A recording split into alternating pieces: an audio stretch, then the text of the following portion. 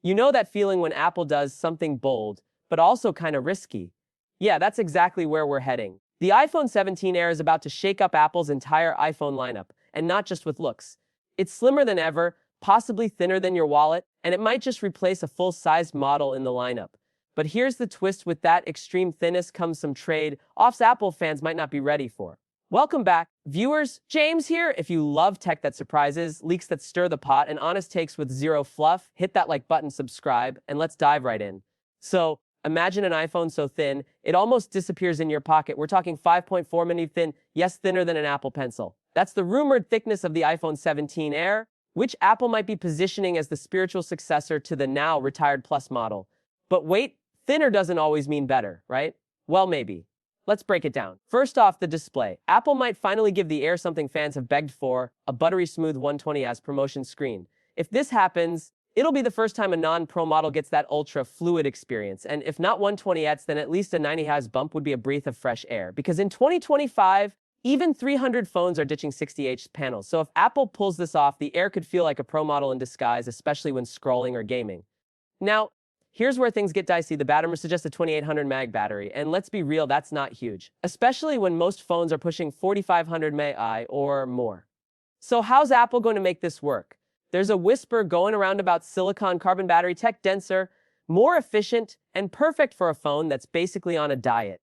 If Apple pulls that off, we could see a super thin phone that still lasts all day. Fingers crossed.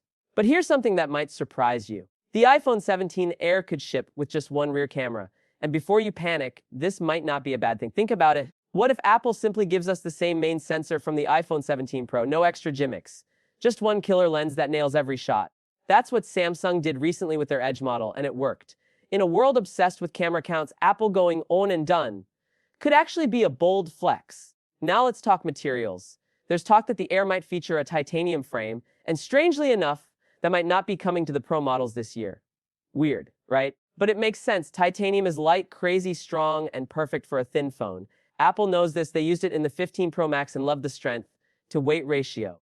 So if the Air is getting slimmer, titanium could be the secret weapon that keeps it durable without adding grams. But what good is all this if it's priced into the stratosphere? That's the iPhone 16 Plus started around $80.99, so if Apple can slide the Air in at $799 or even $880.49, that's a win.